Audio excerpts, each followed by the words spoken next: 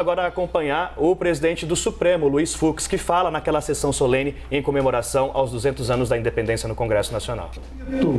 Da narrativa épica do país não pode se restringir a essa imagem simbólica do nobre e corajoso gesto do imperador, pois o contexto do processo de emancipação foi constituído de revoluções e embates envolvendo homens brancos, negros, índios e mulheres, nos mais diversos segmentos e estratos da sociedade humana, que naquela altura empurraram a história para frente.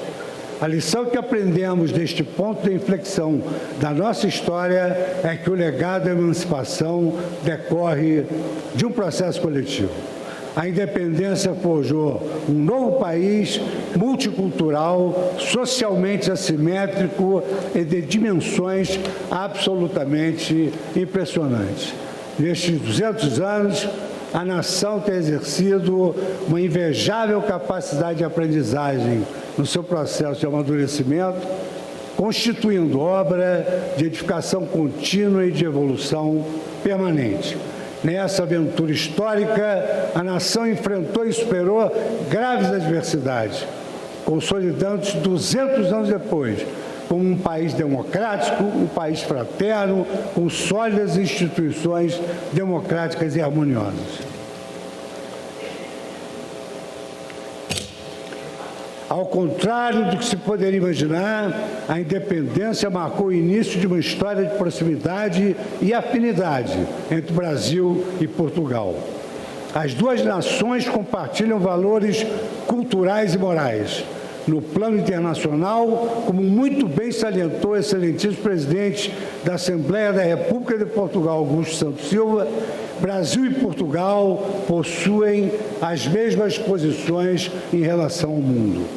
As comemorações do bicentenário da independência nos dois lados do Atlântico representa, presidente Marcelo Rebelo de Sousa, o que de melhor há entre essa união do Brasil com Portugal.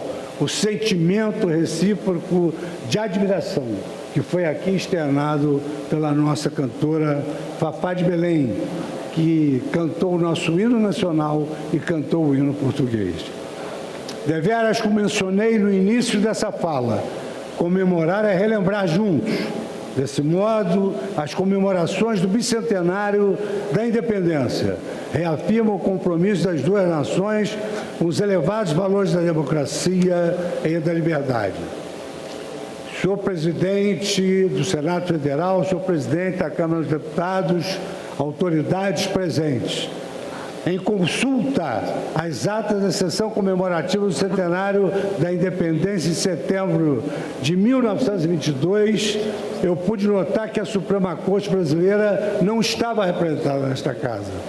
Na sessão de 13 de setembro de 1922, o ministro Muniz Barreto, de modo a somar nas festividades do centenário, exortou o plenário do Supremo Tribunal Federal a lançar moção de demonstração de júbilo da Corte pela celebração de data tão relevante e o fez nos seguintes termos: o Supremo Tribunal Federal manifesta seu imenso regozijo pela comemoração do centenário da independência política do Brasil. Rende pleito à monarquia imperecível dos vultos heróicos que concorreram para a realização do maior acontecimento da pátria e evoca com profunda veneração as figuras serenas dos sacerdotes da justiça que se firmaram durante o século, legando exemplo de civismo e de integridade. 100 anos depois, hoje, os três poderes celebram juntos 2 séculos da emancipação da nação.